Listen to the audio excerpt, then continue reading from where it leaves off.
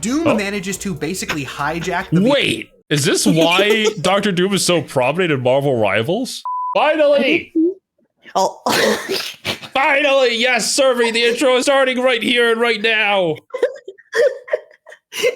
We're getting into Marvel lore, baby! I didn't know where to start us when it came to, like, taking the first steps into Marvel. Yeah. Because there's just so much Marvel. It's not like SCP where you can go, here's the intro SCP video, right? Yeah, there's very clear steps there. So I decided, let's just go completely off the deep end, complete Marvel cosmology. All I want to know is more about Emma Frost and what her phone number is and how I can get her to choke me. So, I think it's time to learn about Marvel. This video is kind of long, so we may split it up into 2 parts due to our recording schedules.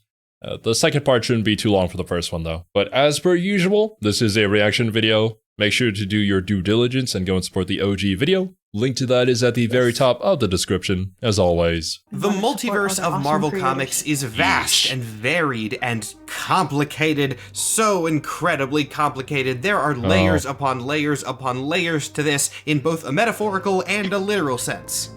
I can only imagine how far it's gotten. Because there's the whole multiversal thing going on too, with the multiple different Earths and stuff like that. And there's also like a ton of different comic book artists working on their own editions and their own stories. Which, as a fan of Warhammer, Fantasy, and 40k, I have seen firsthand what that does to a series and the lore. You'll find that there are certain authors who tend to play more heavily into like the whole like cosmic scale of Marvel. So there's some repeat offenders who kind of have determined the majority of the structure of the Marvel universe, but like with anything, some follow it more closely than others, which just creates interesting inconsistencies and retcons sometimes. But yeah, I do feel like there's so much lore out there that it would be impossible not to contradict something by this point. Oh yeah, all the time. I mean, just even in the Marvel Cinematic Universe, there's already so many questions that you can't really answer, and so many powers that are absolute BS. And they're just following their own thing. Like, they're not even beholden to the comic structure. Yeah, they can't do their own shit consistent. Oh, God.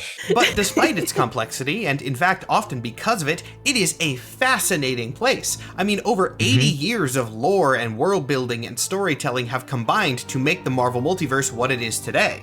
But as cool as it all is, 80 years of authors is a strength and a weakness. You can get some really cool ideas and concepts, and there's just a vast quantity of it, right? But also you come with the downsides of you have a bunch of different authors who want to take things in different directions and don't always get along. Yeah. For like 40k specifically, there was an author that is very notorious for making every single like Space Marine chapter that he touches like incredibly OP and like the greatest thing ever. Which I feel like Marvel definitely has characters like that. Which I think I've heard of Mantis sort of being like that until they changed her lore later on. Mantis was like the creator's OC that he just was like, I'm just gonna give her all the shit because I want to, because she's mine. But then you also get amazing creations like Squirrel Girl later on, of course, not the early versions. But, you know, it's a great idea from somebody who had an idea that executed it, and it eventually became something good. There's a lot of times you'll see where a character gets introduced, and then whether because a different author really liked them or because fans gravitated toward them, then they evolve over time into the character that people know and love. Like a good recent example of that is actually Jeff the Landshark. He was just a mob villain that MODOK created, and there was a whole bunch of Landsharks. One of them had a funny little derpy face in the background, and both fans and the authors fell in love with him, and he became Jeff the Landshark. I feel like that's the case for a lot of memes as well in online culture. Like, do you remember Left Shark?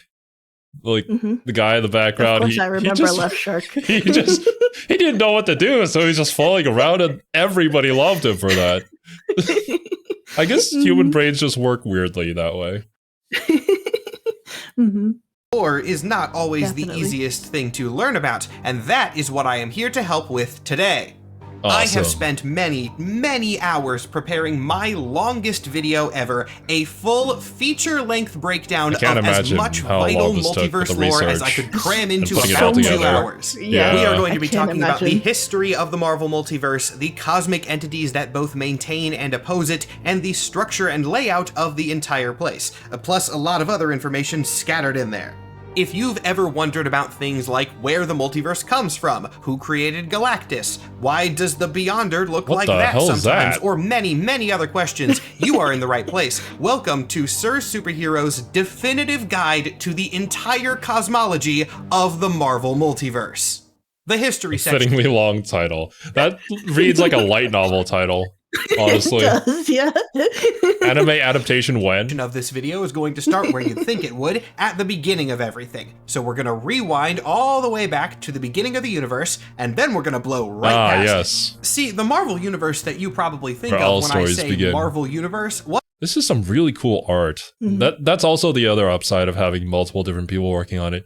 Like, you get so many different styles, and things that just appeal to a wide range of people. Sometimes it can be a whiplash, though. You'll be reading a comic, and then you get to the next volume, completely different artist. You're like, whoa, everything Ooh. is different. That kind of happens in a lot of manhwa that I've read, where it's just like, oh, this is really cool. I enjoy the story a lot. Oh no, our author, the artist couldn't continue, so we had to find somebody new, and it completely changes the whole look and feel and style of the story that I don't enjoy it anymore. It's kind of sad whenever it Sometimes happens. it's for the better, sometimes it's for the worse. In Yeah. comics. I don't know. Yeah. But there's definitely some artists that phenomenal. And there was that one weird anatomical Captain America picture that I've seen going around the internet a lot. Just incredibly buff forget- Captain America that makes no sense. I want to say it's Rob Liefeld who's the responsible. Yeah. He's notorious for that. Why? What the hell happened? Don't artists It's just how learn he draws. anatomy? I don't know. Oh god. Like that particular Captain America is kind of infamous for being the most like, in your face about it. But Oh, yep. I mean, it's fun in retrospect. Ooh, and I also learned after our Marvel Rivals Season 2 reaction that apparently the skin that the Marvel Rivals team based Emma's paid skin off of was made by a pinup artist, which, yeah, pretty good fair art. enough. Very fitting for the role, I would say. Yeah. I mean, and if any character were to have her design based from a pin-off artist, it would be Emma Frost. For sure. wasn't actually the first one. There was another iteration of existence before it, and as we move our timeline back, What? we're going to crash right out of the current existence and go all the way back to that one. Then we're going to rewind to the beginning of that universe and blow right past it again. Then we are going to repeat this entire process a few more times and eventually end up at the first iteration of reality. At this point, there was only... What? Okay. This is just a perfect circle. No wonder why you enjoy Marvel so much. God damn it. one being in existence. I do enjoy well, maybe this. technically two. The one above all was also probably doing his thing, but we'll get to him later. The one being that was actually in reality was called the First Firmament. Though saying that the First Firmament was in reality isn't technically the most accurate, it would be better to say that it was reality. The First Firmament Okay. was the embodiment of the universe itself. It was everything, and everything was it. This Yeah, odd the Marvel existence universe meant is that a the First character. Firmament was Of course. all-powerful, but even an all-powerful being eventually got lonely, and so it created, making Aw. two groups of beings to fill the void, later known as the Aspirants and the Celestials. Both the Aspirants and the Celestials were also capable of creating on their own, and they began I think in populating the Rivals, void the of the First Firmament. Eternity rank is a celestial head. Oh, the one on the left The here? one with the three eyes, yeah. Yeah, I see it. Cool. With lots of I never knew that. proto-experiments towards later creation. However, they differed on how exactly this should be done, and this caused a war between them. The Aspirants were solely dedicated to their creator, seeking the direction and approval of the First Firmament for everything that they made. This meant that their creation was well crafted, but extremely rigid and structured. Meanwhile, the Celestials experimented with change. They didn't think that life should be put That's into a these dangerous solid thing. structures. They thought that it should be allowed to But a grow and necessary shift thing. and evolve. The differences between the two factions proved irreconcilable, leading to a conflict which grew so large that it shattered the universe of the first firmament entirely. You want to know something really funny? Is that this entire plot is Tengen Toppa and Lagann. And there's my Tengen Toppa and Lagann reference for this video. I won't talk about that's it the anymore. most anyone's ever done to sell me on watching Gurren Lagann. No, but I won't say any more about it, but yeah, this is a pretty good summary of Gurren Lagann. Now I'm more interested than I've ever been. Though I'll get both to it factions someday. would survive this battle, I'll the be there. Celestials were the ones that won out in terms of ideology. This is where I get to introduce a very important concept, the fact that reality itself is evolving too. This is going to be what the next several minutes of this video are going to be about, going through every time that the entirety of reality has been destroyed and then rebuilt. Every time this happens, something new gets added as existence evolves, becoming more detailed and refined. These iterations are referred to as cosmos. The first firmament was the first cosmos, and when the first firmament was shattered, we entered the second cosmos, and so on. Okay. So now the question is, what So in a way, it's kind of like whenever a SCP like world-ending disaster happens, and then they just use one of their SCPs to reset everything, but change things just a little bit to make sure it doesn't happen again. Yeah, I get that. Sure. Yeah. changed between the first I think and this is second? more meant as like a natural evolution, but yeah. Okay, yeah. Well, there isn't any organization behind this. It's simply just change because of nature. Yeah. Cosmos. Well, if you're a really, really, really deep lore head and you've been overanalyzing everything I've said, you might have noticed that I've chosen some of my words very carefully. I said that the Celestial War shattered the universe of the first firmament, and with that, you may be able to guess what came next. The first cosmos introduced existence as a baseline concept. There was one reality and one entity, that being the first firmament, and then all of his creations. When the universe that was the first firmament was shattered, we entered the second cosmos, which was the first appearance of the multiverse. This is the origin of the multiverse in Marvel Comics. Yeah, you know the whole timeline branching thing that the MCU does? Marvel Comics gets into that a little bit later, but the base origin is so much weirder. So the first cosmos is shattered, parallel realities now exist, and the landscape of everything is so incredibly different that we consider it the second cosmos. And with a second cosmos comes a second firmament, another being that embodies the entirety of existence. You might think that the second cosmos would be a very complicated one because introducing the multiverse is a huge thing, Yeah. but no, the second cosmos was relatively short-lived, and it was the fault of the Celestials. When the first firmament exploded, the Celestials didn't die, they survived in the fragments, and were very happy that this was their new state of being. After all, they wanted to see life grow and change and evolve, and now there were way more opportunities for that to happen, so they started experimenting again. And one of their experiments I like was that a they're little just there to just do shit.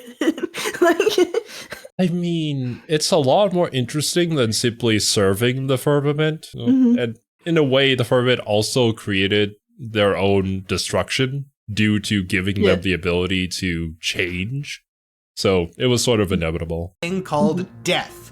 Before the Celestials had this wild idea, everything that existed would just keep existing infinitely because the idea of something ending Isn't that Deadpool's hadn't been girlfriend or something? invented yet, as wild as that is to say. No. The Celestials tried experimenting more and more and eventually Gotcha. realized that infinite existence in every way wasn't so great, so they invented the idea of things going away, boom, death.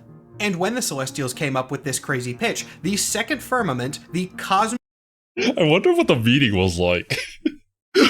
Hey guys, what if one day everything just ended for you and there was nothing after that at all? You're just gone. Huh? Hey, good idea, good idea. yeah, let's try it. That You'll kick her wrong. sounds awesome, man. Hell yeah. embodiment of all reality across the entire multiverse thought, death, that sounds interesting. Let's try it. So it died, and the third cosmos began. Though before we get to that, there is one other very important event that happens in the second cosmos, that being the Celestials creating lesser but still incredibly powerful beings to help them manage their creation. Wait, what is that symbol? I don't know the Greek alphabet. Omega. These I beings gotcha. were originally called the Omegas, but would later be known Oh, as the Beyonders. Yes, I really shouldn't pause. Just let it play. Oh, God damn it. like that It's Beyonder and inevitable. those Beyonders. We'll come back to them later. The Okay. third cosmos is where the cycle of reality, death, and rebirth really starts going. After all, the first one didn't technically die, it was just shattered into the multiverse that became the second cosmos. That one did go through total death, returning to nothingness, and that nothingness eventually gave rise to the third cosmos. As will be the question for all of these How does resets, nothingness we now become have something? to ask what gets added this time. How does reality evolve and what appears in the new universe? The first one was just basic existence in a singular fashion, the second one introduced parallel existence, and the third cosmos introduced conflict and narrative. One thing that I'm going to return to about a billion what? times in this video is the idea I that love how meta it storytelling... is. It's like creating the concept of a story. It starts with an idea, something simple, and it slowly complicates itself over time with reiterations. Exactly. Exactly. Okay, I see the basis for this then. The first version, the second And we version, haven't the even third got version. to the one above all yet. What above all? You mean we're gonna finally reach top 500? This season? Yes. Heck Yes. yeah. Let's do it. is central to reality itself. Narrative is basically a force of nature in Marvel. This is a huge theme across a lot of different Marvel stories, and it is baked right into their cosmology. Having learned the ideas of life and death from the previous cosmos, the third cosmos pitted those two against each other, staging a gigantic battle of existence versus non-existence. Two beings arose naturally in this reality. The first was known as Lifebringer 1, and it was a force for existence, for life, often What a hell of called a the name. first hero. Its opponent was a being known as the Anti-All, non-existence, death, the first villain. They fought, Lifebringer 1 was victorious, and thus existence continued. Now this is pretty basic, I'm not really skimming any details here, that's all that happened. It is the most slimmed down good guy versus bad guy story that you can possibly have, but that is intentional. Yeah, because we're slowly building up the complication of a narrative. It starts from the basis of the story, being the good guy defeats the bad guy. This is really cool though, how we're tying it into the creation process of the actual writers too. Which maybe Deadpool's whole thing of like breaking out of his comics and stuff like that is not too far-fetched and could have just been an idea that they had from the very beginning with like all this I mean, setup to Deadpool and Gwenpool do it, and it's really interesting how those narratives kind of weave into Marvel lore. But save that discussion for later, I guess. Gotcha. Yeah, Batman does not want to hear anything about that. Apologies if you hear the barks in the background. That is Serpy's doggo, Batman. It's an inevitable feature of any video I am a part of. Batman is inevitable. I know this is a all Marvel super video. weird, cosmic, philosophical, almost religious stuff to wrap your head around, but remember that at this stage of existence, narrative itself was new. Death had just been invented, so the idea that life and death could conflict, boy, that was a huge thing at the time, and we will see it iterated more in future Cosmos.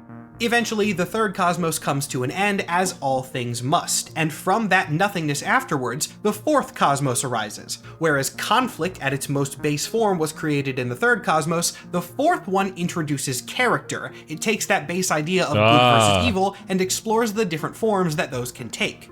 However, at this stage, the characters are still pretty baseline and can be represented as archetypes, heroes and villains, but one step above good guy and bad guy, going into what essentially are tropes that superheroes and villains often fit into.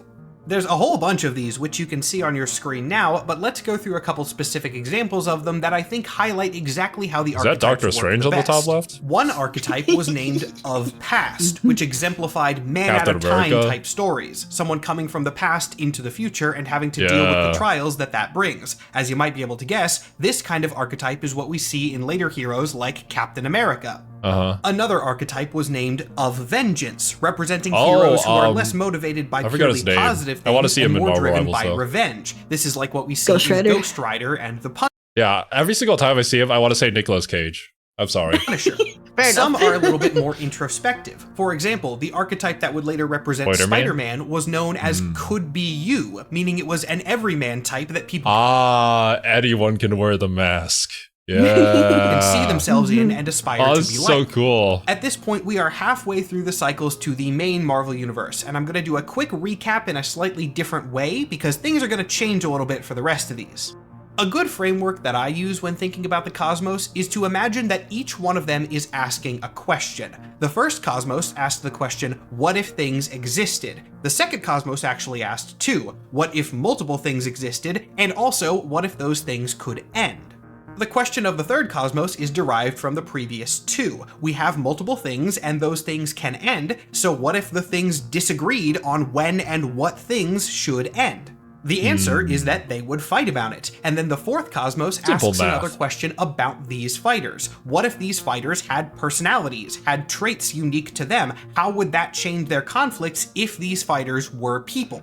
Now we get to the fifth cosmos. The question that this one poses is also actually just good story structure, like how to start and build a story structure. Exactly. Yes. I love just how meta this whole thing is. It makes me happy. The very ground up, the basic fundamentals of what makes a good story, asking all the right questions. It is so good. Relates less to the characters and more to the world around them. The fifth cosmos asks, well, if we have these fighters, where are the fights happening? And its solution is magic. The fifth cosmos introduced a way that the world could be defined outside of just characters. After all, magic itself as a concept is not alive, but it can be used by living things to make alterations to the world within a set of guidelines. To compare this to the writing process, which if you haven't figured it out yet, is exactly what this whole cycle is an allegory for, this is like world building. We have our conflict, we have our characters, now we're going to establish some rules for the setting that these characters and conflict exist in. Magic provides this. It is something about the world that can be known and taught and learned, and it works more or less the same way every time, but it's not perfectly similar, and that's where the sixth cosmos comes in. Magic is excellent for world building, but in many cases it is by definition flexible and subjective. Magic is weird and twisty and can be altered and corrupted in a lot of different ways. This is why we don't talk about Multiverse of Madness. There's a lot of reasons why we don't talk about Multiverse of Madness. So I see, yeah. This is the part where the story starts to get overcomplicated. Unnecessarily so. Magic systems can really make or break a series. All the consequences could mean absolutely nothing if you don't have any hard rules. Great in many cases, but if you really want to create a solid foundation for world building, you might want something a little bit more structured, more objective. Yeah, what is your power system? That is what we can call science. This is what the sixth cosmos introduced. The fifth cosmos asked the question, what if there was a world that the characters could affect? The sixth cosmos asks, what if there were parts of the world that they could not affect? Objective to give them more structure, it has to be based within science. Yeah. This is a bit of a tangent, but also my main complaint with the Towaru series, because I love scientific railgun, because there's science in the name. And all the fights that happen are based on science and rules. And I don't like Magical Index, because it has magic in the name, and there's absolute BS happening all the time. There's all these details and magic spells that just so conveniently happen to help in this certain situation, and then the main character just touches people with his right hand and it all goes away. Like, what was even the point? As someone who's never seen the 2-hour series, I can see the frustration. Yeah, it just makes the story really boring because, I know what's going to happen at the end and I don't care how we get there anymore. Because it's just going to be absolute BS that I would never be able to think of or think it's clever in any way because, it's just whatever is convenient. Also, the guy that I said was Doctor Strange, is that going to be the first Sorcerer Supreme? I know that there's multiple in the past, and then Doctor Strange is the one we currently have. At least I think that was the case. To be honest, I don't know the exact details of that. So I can't answer it. If someone knows, they can put it in the comments. And not gonna lie, this is where I've read a lot of Marvel comics, but I have not read all of them. The guy in the fedora, for whatever reason, reminds me of Nicolas Cage's Spider-Man character in Into the Spider-Verse, Noir Spider, or whatever his name was. Noir. Yeah, Spider Noir. Physics is already lay a here. Structure throughout everything. So at this point, we have pretty much every ingredient Silver needed to Surfer tell a looking good character. story well established. The idea to tell a story in the first place comes from the first and second cosmos. Yes. The conflict and characters come Rules from the and third laws, and very fourth, important. and the Please setting have rules them. come from number 5 and 6. The flexible ones coming from 5, and the objective ones that cannot change coming from 6. Now the question becomes, what's left? What else do we need? And the answer is nothing. We have all the ingredients, we can tell the stories. The 7th cosmos is the Marvel Universe as we know it. Kind Gotcha. of. Technically, there's an 8th. Never mind. This is where things are going to get weird. This is where things are going to get weird, I say, as if this Really? already hasn't been weird cosmic philosophy, but I mean, it's going to get weirder for a minute, more superhero-y at least. Remember how I said that the Beyonders existed and we would come back to them later? We're going to go over them in more detail during Act 2 of this video, but yeah, they were still around and they were monitoring the universe for existential threats. Eventually, they found one. This was a being called Enigma, which weirdly isn't actually that important to this cosmological topic as a whole. Plus, if I tried to explain him in detail, it would be a minimum 15 to 20 minute tangent, so he can get his own video later. Suffice to say for now, he was big and he was really dangerous. The Beyonders were watching the events that could possibly... What was going on with Enigma's design, too? He had the symbols that you have on cards. Like, is that his power? He plays cards? Gambit? Yes, definitely. lead to the creation of Enigma, and decided that if he was ever able to reach his maximum potential, he would take over everything. And I mean everything full stop. If Enigma reaches maximum power, no more reality, death, and recreation cycle. He just controls everything, and all of existence bends to his whims. The Beyonders do not want this to happen, and they decide that their best course of action is to essentially force a recreation cycle. Move reality from the 7th cosmos to the 8th, therefore making everything so different that Enigma will not rise to power. Yes, this basically means their plan was unplugging the universe and plugging it back in again. The ultimate solution to everything. It's surprising how often that works, but also that just means death for every single being that exists within that universe, I would assume, because you're just hitting the reset button on everything. I mean, Thanos didn't even reach these levels. This is kind of insane. He was like, only half is enough. But these guys are like everything. Whose knowledge from Marvel comes strictly from the MCU, depending on how strong they think Thanos is. I don't know how strong Thanos is. I just know he was the guy who did the snappy fingers. He that's kind of the only time he's ever strong is if he's got his hands on the Infinity Stones. And at that point, it's not Thanos, it's the Infinity Stones that are strong. Yeah, true, I guess. I mean, he did kind of get like absolutely wrecked at the beginning of the other movie. I forget which one. One slight problem with that, if the Beyonders actually set off their multiverse bomb and unplug Cosmos number 7, everything and everyone in 7 dies. So everyone who finds out about this plan from the inside starts fighting against it, and they all fail, except for Dr. Doom. Doom manages to basically hijack the... Wait! Is this why Dr. Doom is so prominent in Marvel Rivals? This guy? I mean, Doom is just... That's just Doom. Doom is that guy. He's just built different. Like, the universe is gonna reset itself? He says no. What the heck? Beyonders' plan and save Doom little chunks... had such bad media representation in the live actions. His character's actually incredible. Like, when they say no one rivals Doom in the Rivals trailers, it's kind of true. He is just that guy.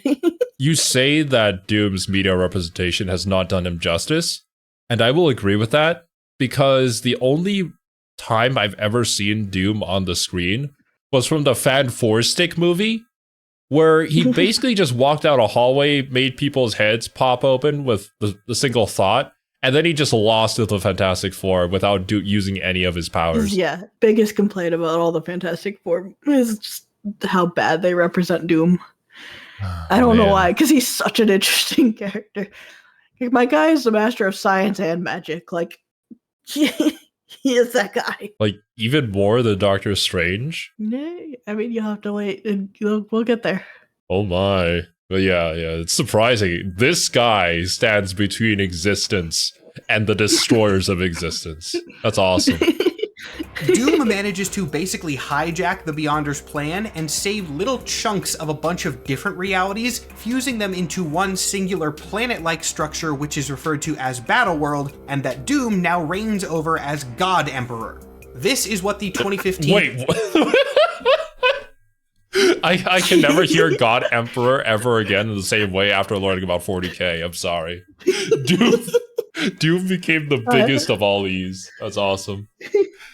The leader of mankind.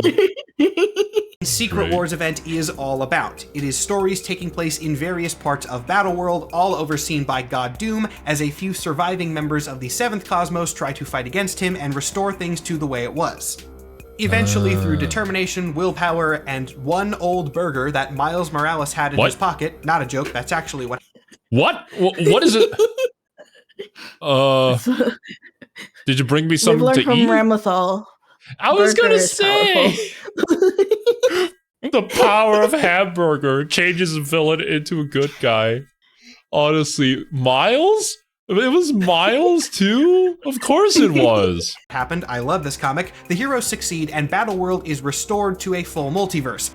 Kind of. Some things are quite different. Most everything remained identical on the surface, to such an extent that if you pick up a pre-2015 or post-2015 comic, the vast majority of the time you're not going to notice any differences. But from a cosmological standpoint, I mean, the entire multiverse got destroyed except for like less than 1% of it, and then was regenerated from that surviving less than 1%. That was enough of a shift to be considered a new cosmos, the 8th Cosmos. This really only matters when we're talking about cosmic entities, which again is what Act 2 of this video is going to be about. People on the ground did not notice this, and from a lore perspective, you'll be fine if you forget that this is technically a different cosmos than pre-2015, because it really doesn't come up that often. And if you're wondering what question was asked by the 8th Cosmos, what kind of thing was added, nothing this time, but that's because this was not a natural cycle. To put it bluntly, the 8th Cosmos was more like the 7th Cosmos recovering after being shot in the head. It wasn't evolving, it was just trying to go back to normal. So the 8th Cosmos... Also, I just want to say that is a really badass line. What stands between us? I, Doom. God damn. Told you, Doom is that guy. Is actually the modern Marvel Universe. If you go to a comic store and pick up a current Marvel comic, it will be set in the 8th Cosmos. Anything pre-2015 is 7th Cosmos, but again, the distinction is not really that important outside of a few cases. So now we're at the present, but before we go on to Act 2 of this video, we can briefly discuss the 9th Cosmos, or at least what the 9th Cosmos might look like.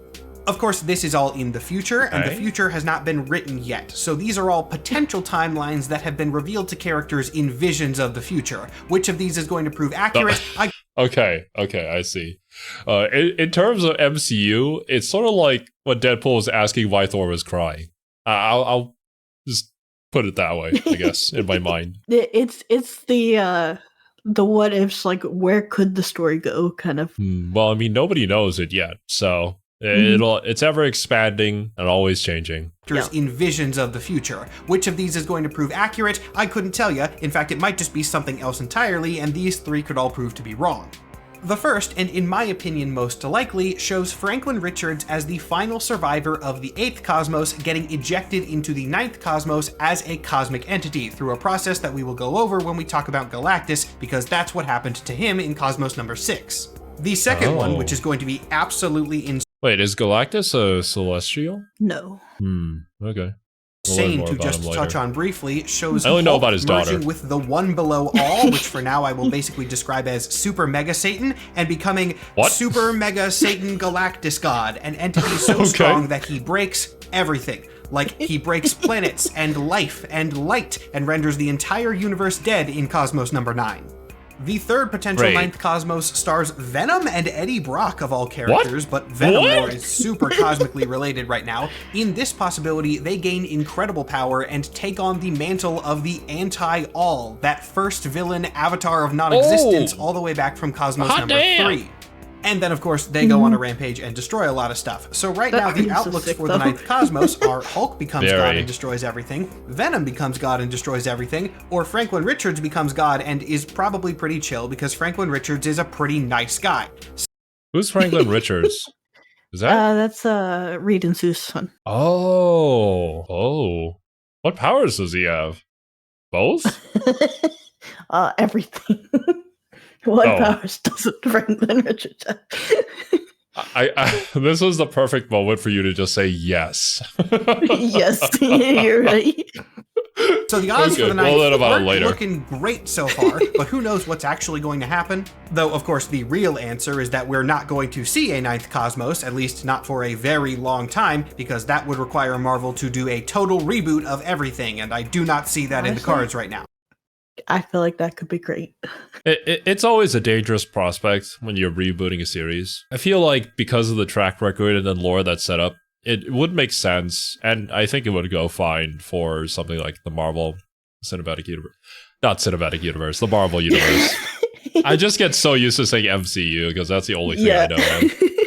I would say, as a big Spider-Man fan, I'm sure you've heard me rant about it in the past, but 616 Spider-Man has been in a bad state for a long time. So I don't know about the rest of 616 and how it's doing. There's some spin-offs, like the new Ultimates comics have been awesome so far, so I've been really enjoying those. But honestly, a full reset doesn't sound so bad. It can always be good or bad. It's infinite potential for the universe. It comes with change, so only time will tell. Yeah, it would depend on who starts it, who writes it. Yeah. And with that, almost 20 minutes into this thing, we have covered the full history of the Marvel Multiverse, or really multiverses, from a cosmological perspective, which brings us to the end of Act 1 of 3 of this video. Now let's talk about the entities that make all of this stuff function. Now, there are a lot that we're going to have to cover here, and I'm going to make no claims that I am going to talk about every single cosmic entity in Act 2 of this, because there are just so many. Even the ones that I do cover, I'm going to have to hit relatively quickly, because many of these have appeared in hundreds and hundreds of comics, and if I go through the entire history of all of them, we'll be here for a week, which I know some of you would probably like, but I have other things to do. Also, very important, unless I say otherwise, assume that every entity I am talking about is the main Marvel version from Universe 616, and other universes may or may not have their own variants of them. Some of these beings are definitely multiversal in level, but when we get to one of those, I will tell you. I'm going to present these to you in a bottom to top sort of hierarchy based roughly on quote unquote power level. But of course, remember, these are cosmic entities. They are often written in a way that is intentionally weird and flexible and difficult to understand. I cannot rank eldritch beings in a tier list for you, so take my order as more of an organizational tool than a solid ranking. The one we're going to start with. We need a hotness tier list for the eldritch beings. That's the only objective one we could probably figure out. If we all get together as a community, we can figure out who's the hottest. Yeah, definitely. There's no disagreements there either, I'm sure. Yeah. Okay, real talk though, I don't think there's ever going to be anything the human race can agree upon. That's just how we were built. Being the Watchers. The Watchers are usually presented as cosmic entities, but they're really not in a magical sense. They're just super old. The Watchers as a species are the first advanced beings to ever appear in the universe, and they've been around so long that their technology is cosmic in scale. The reason that they're called the Watchers and act the way they do, kind of like cosmic beings, is because they made a big mistake a very long time ago. They tried to be generous with their technology and use it to uplift a lesser civilization, and so they gave them access to knowledge about nuclear energy. And then the species nuked themselves to death, and the Watchers vowed to only watch and never interfere, which is why they act as cosmic record keepers now. So the Watchers are... For the most part, that's stayed true. There's a few of them that interfere more than maybe they should, but... I find it incredibly funny that they gave this super dangerous toy to a less civilized race, and then didn't foresee this happening. They're old, not necessarily smart. Then what fills that massive head of theirs? Oh, God. Mortal aliens. They are not cosmic in nature, but they've amassed so much technology and knowledge that they may as well be, and thus usually appear in gatherings of cosmic beings, whatever that may look like. Next up, we have the Elders of the Universe, like the Collector and the Grandmaster, and... Is that 3 Booba? Yeah, it looks like it. Awesome. And a whole bunch of other people who are named after the main thing that they do. The Elders of the Universe are not a singular species. In fact, by definition, they are all different species. The thing that ties the Elders together is that each of them is the last member of their kind. In the Marvel Universe, there's this weird energy that has never really been explained called the Power Primordial, which is a cosmic force you gain access to when you are the only member of your species left alive. Best reasoning that I have for this is that somehow if you are the last one, you get access to like the life force or something that that whole species would have, and that gives you a lot of different abilities. But Elder of the Universe is not a cosmic designation for these people. As silly as it might sound, Elders of the Universe can best be described as a club for these beings. A long time ago, I see. It's just like the legit Weebs. It's the club for all these cosmic beings who just so happen to be the last of our kind. Definitely. The last of our kind getting unlimited power thing feels like the universe being like, I pity you, here, have this. Yeah, kinda, yeah. bunch of these beings got together and decided that since the power primordial made them all immortal, they needed something to occupy their eternal existence and prevent them from going insane, so they all dedicated themselves to a singular pursuit. Most of these are pretty obvious from the name. The Collector wanted to amass a collection of everything that he possibly... I know this guy. He appears a lot, or at least is spoken about a lot, when it comes to the MCU, or is made reference to. Grandmaster and Collector have both been in the MCU. The Gardener wanted to understand and care for plant life across reality. The Champion wanted to fight everybody and be the best at fighting. There's a whole bunch of these, and they all have their one singular thing. New ones can also be admitted if the conditions are ever met and someone is the last member of their kind. But again, club really is the best way to describe them. The Elders of the Universe are not a group that operates with a single goal and purpose like the Watchers. They get together and hang out sometimes, but they operate independently, and some of them occasionally get involved in cosmic level things because they are that strong. Next up in the rough cosmic hierarchy, we have Galactus. Now, a lot of you are probably quite surprised that Galactus is this quick in the ranking, but yeah, that should just tell you how funky things are going to get later. We are going to be on Galactus for a bit though, because unsurprisingly, he's got a lot of lore. Galactus is a singular entity. There is not a species of Galacti, there is just him. However, he holds a role, he has a purpose, and he is not the first one to fulfill that purpose. The role that Galactus serves is known as the Devourer of Worlds, which I will probably just call the Devourer from here on out. It sounds like a very violent job, and it is one, it being an entity that consumes the life force of entire planets. But it is also typically presented as a necessary one, part of what is essentially a system of checks and balances to prevent the infinite growth of reality and keep everything normalized. That makes sense, because the universe is ever expanding. But, like, if it expands at too quick of a rate, or if there's too many planets in the solar system, it causes catastrophic death to everybody. Yeah, the cycle of life and all that. When you introduce change and evolution, that's just things gonna expand and grow. When you introduce something that can grow indefinitely, you have to have something that can end that thing, or else you just have an infinite loop. And if you make a program that has an infinite loop, the only thing that you can do is completely shut it down in order to stop it. I'm very curious though. What the heck? How did we get to this design for Galactus? Like, the thing that eats planets is this, with this like weird head helmet thing and armor. That's, but that's exactly why when he's showed up in live actions before, they've like made him this like big cloud thing that just kind of consumes shit. In the new Fantastic Four movie, in the trailer, you see his silhouette and it's got the full stupid helmet, and that makes me so happy. Yes, let Galactus be Galactus.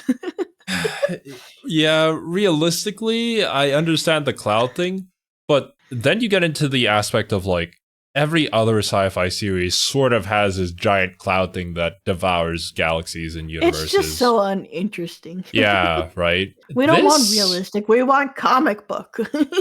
When it comes to comic book adaptations, or really any adaptation that already has a source material, straying away from that is always going to be kind of a rough decision. Sometimes it's for the better. In this case, I don't think it ever is, though, when it comes to comic books. I feel like a lot of times in live action adaptations, people think they go at the adaptations like they have some superior mold that they can create. Yeah. It's like, when you try to adapt something but think that you can improve and make it better, you're at a bad starting ground. It's not that you can't make changes that are for the better, but when you have that mindset going into it, like you're adapting an inferior medium into something better, it's just never going to be. Yeah. But anyways, Galactus. Though this is also kind of up for debate, Galactus usually has an insatiable cosmic hunger, but this has been removed from him on several occasions, and the universe didn't blow up about it, so I don't know. See, Galactus was not always a gigantic cosmic being. He was once a dude. Just a regular mortal dude. See, here's one of Galactus's baby pictures. Look how cute he is playing with his... whatever that thing is. The most important part of Galactus's normal mortal dude nature was that he was a normal mortal dude in the 6th cosmos, way back before the Marvel Universe as we typically understand it. His name was Galen, and when Galen was alive, his universe was being destroyed by a stronger cosmic entity known as the Black Winter. Through sheer coincidence, apparently, Galen ended up being the last entity in his reality to survive, and thus he was ejected into the next one. In the case of Galactus, there are Has that happened for every other universe before now? Like the last living being gets ejected into the next one? Like what happens with the 9th universe where there's like 3 different people like Hulk or Venom or...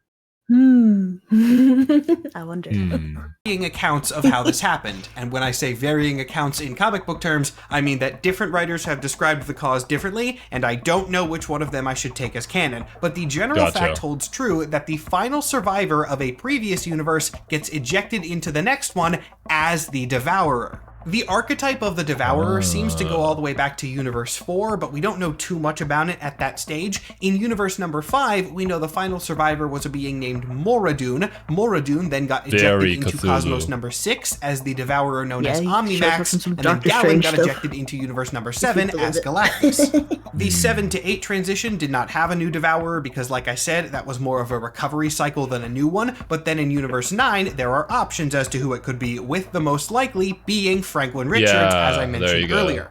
Also, I'm saying universe instead of multiverse here because it does seem like there can be distinct Devourers for each universe within every multiverse, but also info on that is shaky, so whatever.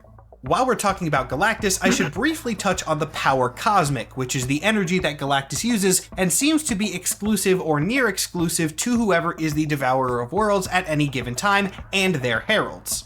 Somewhat surprisingly, what the power cosmic is has never actually been defined, but after researching it quite a bit, I personally think that it is a side effect of having your soul survive a cosmos restructuring cycle.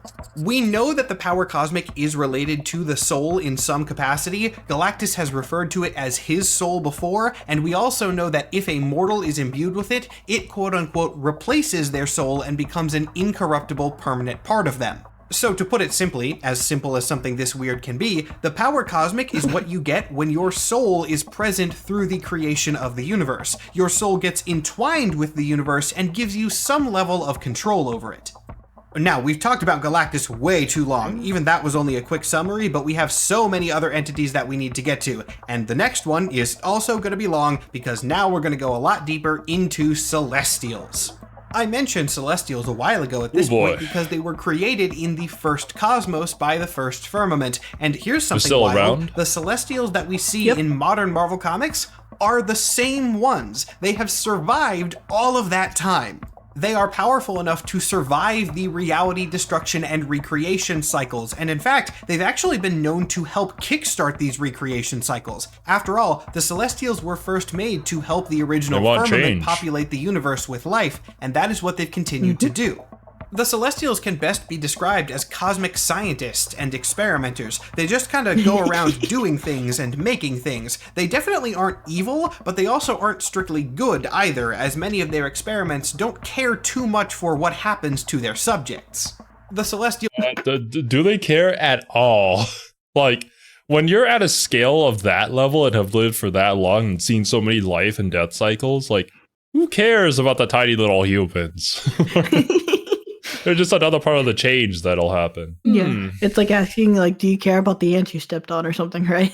Oh, exactly, right? Like, you don't know if that ant had a father or a mother or, like, siblings, a girlfriend that he's going to go out on a date on with.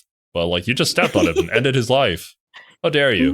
Mhm. Are many and varied, having different interests and specialties among them. They are responsible for a lot of superhuman activity on Earth. They created the Eternals and the Deviants directly, and one of them Wasn't there a TV series called Eternals or something like that? I They're didn't see it. a race of people. They're basically the opposite of mutants. The opposite of mutants. What would that be? Just normal people?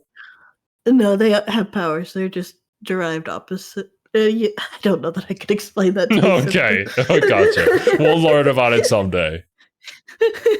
even inserted the X gene into human biology. That's right, the Celestials made mutants. Despite their incredible level. Also, what was that text? Oneg the Prober?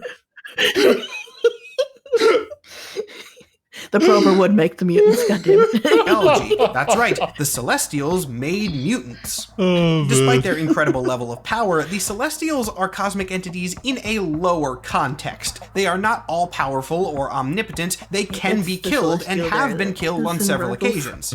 For a while, there was actually a dead Celestial underground on Earth, and cosmic leakage from its corpse is another reason why Earth has such a high concentration of supernatural events. And then Tony Stark and a bunch of other people brought it to life, and that caused a lot of problems, but that's another story. Tony? The ancient nature of the Celestials also means that they are the first entities on our list which are multiversal in a way. Remember, the Celestials predate the idea of the multiverse. In fact, their conflict was the thing that created the multiverse in the first place, and then they went forward from there. So different universes have their own Celestials, but they are not variants of the same one. They're just different Celestials who went to different places after the multiverse shattered. The Celestials do also have natural predators in the form of cosmic insects known as the Horde. These beings serve a different cosmic entity known as the Fulcrum, who I will touch on briefly later, but for now I just wanted to at least mention them with the Celestials. And speaking of things I need to mention with the Celestials, the Beyonders. I said I would hit them again in Act 2, Here we are. They are not more powerful than the Celestials, they are actually the creations of them, and that's why I'm putting them right after Celestials in this list. I had to talk about the Celestials first.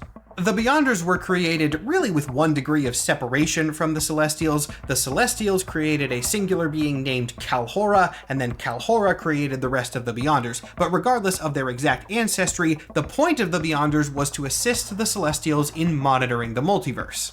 In this role, they were not yet called the Beyonders, they were called the Omegas, and their purpose was to do the things that the Celestials didn't want to. With the Omegas around, the Celestials could do whatever experimentation and creation they wanted, and the Omegas would make sure that did not have major negative consequences. This was a great system for a while, until the second Cosmos killed itself. Remember, that was a thing that happened. So no more Omegas, right? Wrong. This is where the transition to Beyonders happens, and where I get to introduce a new concept to you. See, when a cosmos dies or otherwise ceases to exist, not all of it necessarily goes away. Occasionally, pieces of it can remain as pocket dimensions, drifting away from the void and remaining outside of any future cosmos. We'll talk a little bit more about this in Act 3 of the video on multiversal structure, but the Omegas survived in one of these pocket realities, now calling themselves Beyonders as they were beyond the typical multiverse, and continued their work of maintaining things. This is the origin of all of the Beyonders that you have seen in the comics. The old one from the original Secret Wars, the newer ones from the 2015 Secret Wars. They might look quite different, but that's because they can change their appearance at will. They all belong to the same species. And why would they want to look like a green alien? They gray alien, yeah. It's just like, at first you look like you were going to do a disco dance, but then you decided to become that? Look quite different, but that's because they can change their appearance at will. Fashion is different over there, probably. Species, though different factions of them have split off. They don't all necessarily follow the exact same ideals or methods. A quick footnote after this, kind of like I had to do with Galactus, the Beyonders are characters who have appeared in a whole bunch of comics and have also gone through a whole bunch of retcons over the years, which is the real reason why they look different every single time. But regardless, this is a decent summary of their current canon, and for time, now we gotta move on to the next ones. That said, the next ones are only entities in a very loose understanding of the word, because we are going to touch very briefly on the Infinity Stones.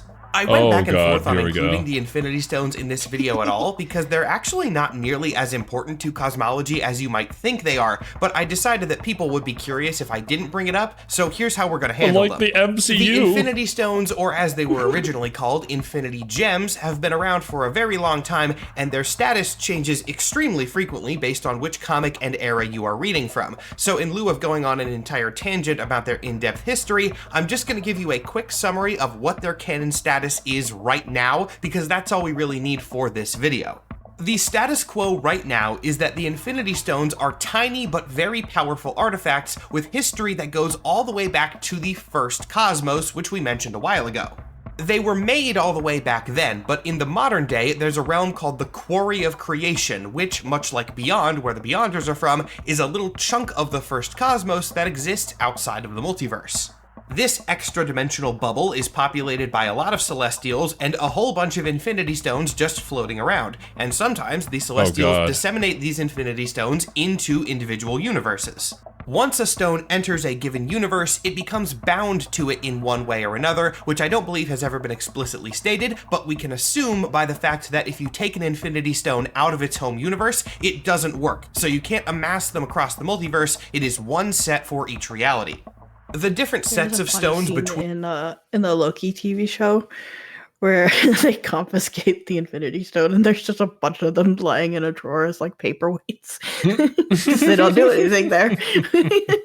You have no power here. You're just a paperweight here. Yeah, that's actually kind of sad. I suppose you would have to have something like that.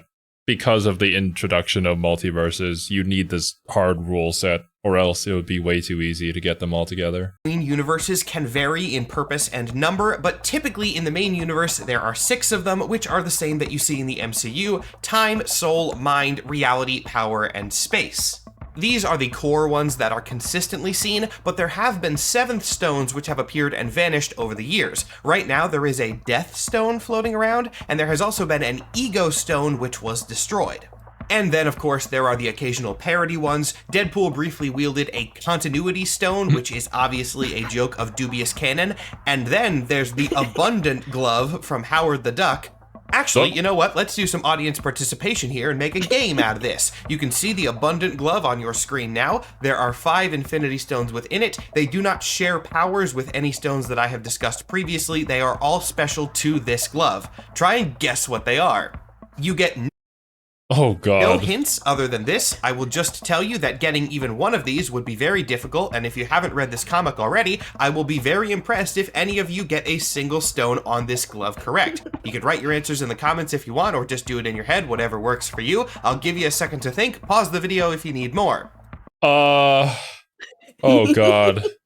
Isn't Howard the Duck kind of like a joke character in the Marvel comics? Yeah, he is something. He exists, I guess. I have no idea where to start from because I have no frame of reference at all about this character or like how the comics are written. I would assume it would be something like stupid. That's a good assumption. I don't know. I think it's maybe just wishful thinking. I want one of the stones to summon my anime waifu. I think Howard would have the same feeling as me. I see, yeah. That's my best guess. All right, you ready? Like the stones that make up the Abundant Glove consist of the Compassion Stone, the Laughter Stone, the Dance Stone, the Respect Stone, and a second different Dance Stone. Does Howard like to dance? Oh no, I've never read a Howard comic. I mean, the Laughter Stone would be great if you're like really bad at telling jokes, but you want to be the stand-up comedian. So you just flash it every single time you say something, and you know it works. You get a career, easy. That was kind of Dimple's strategy in Mob Psycho at the beginning. Actually, not wrong. That cult only worked because he made people enjoy it. Like I said, if you got 1, I'm impressed. If you got 4, you're crazy. And if you got the second Dance Stone, you're cheating. There's no other explanation. Yeah, true. But back to more serious canon. I decided to put the Infinity Stones in the entity section because they are sentient in a way, though it's kind of ill-defined. Right now, they are relevant as sentient beings because they are bonded with mortals and having adventures doing that stuff. However, despite the great power at their disposal, the Infinity Stones just kind of aren't really that relevant in the grand scheme of things right now. Maybe because they were overdone a few years ago and Marvel wants to start moving away from them, I don't know, but ultimately that's all I feel I need to say about them in this video. And speaking of semi-sentient energy sources, It's really intriguing how that's the case in the comics, but for any casuals who watch the MCU, they're like everything.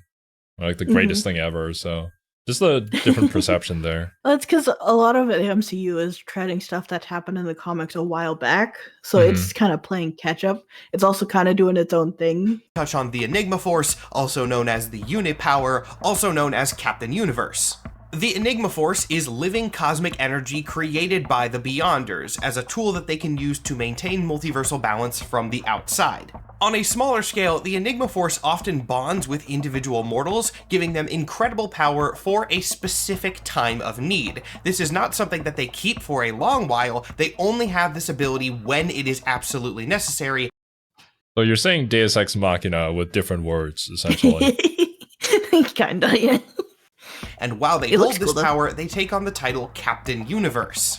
A lot of characters have been Captain Universe over the years, though the one that is definitely most iconic is when Spider-Man had it, more often just called Cosmic Spider-Man instead of Captain Universe, though. Captain Universe stuff is also directly related to symbiote things, as the Enigma Force is the light parallel of the living abyss that makes up symbiotes as a species generated by the King in Black. This is a whole wild thing that I am just going to have to introduce very quickly because I cannot go into a super deep dive on specific Venom storylines, but just bear with me, I'll try my best. It's really surprising to know how tied to cosmic lore Venom is as a character. I thought he was just like a bad guy for Spider-Man who looked like Spider-Man. But no, Venom isn't even like the most bad guy out of all the symbiotes. Yeah. He's pretty neutral, all things considered. In fact, I would say he leans more good than bad more often. Nowadays, right? Yeah. Yeah, I mean, even when he was introduced, he was kind of just a goofy dude.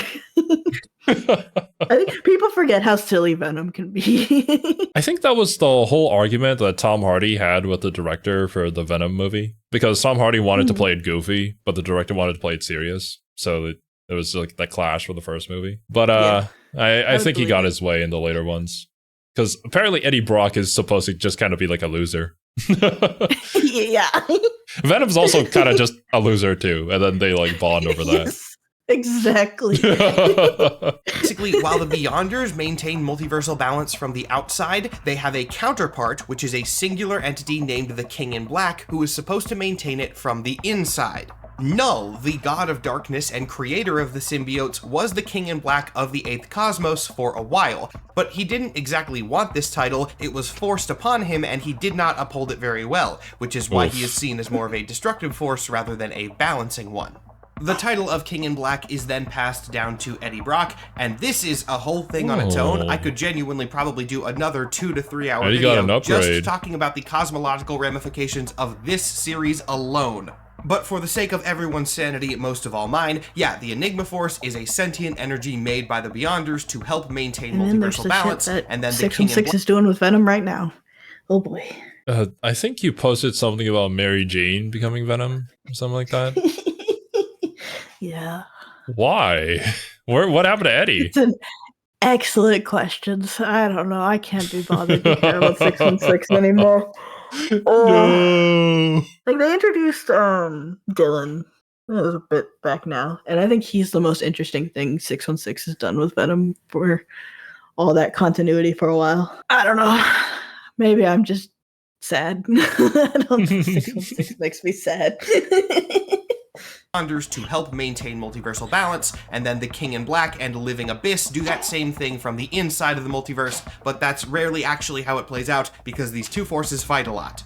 At this point, we have covered every major cosmic entity which is a group like the Celestials or a transferable role like Galactus. The next section are going to be ones who can be best described as cosmic embodiments in one way or another. But before we get to that, I have to do a whole sidebar that I don't really want to do, but feel obligated to because of how weirdly relevant it is, talking about gods, and that is gods an acronym.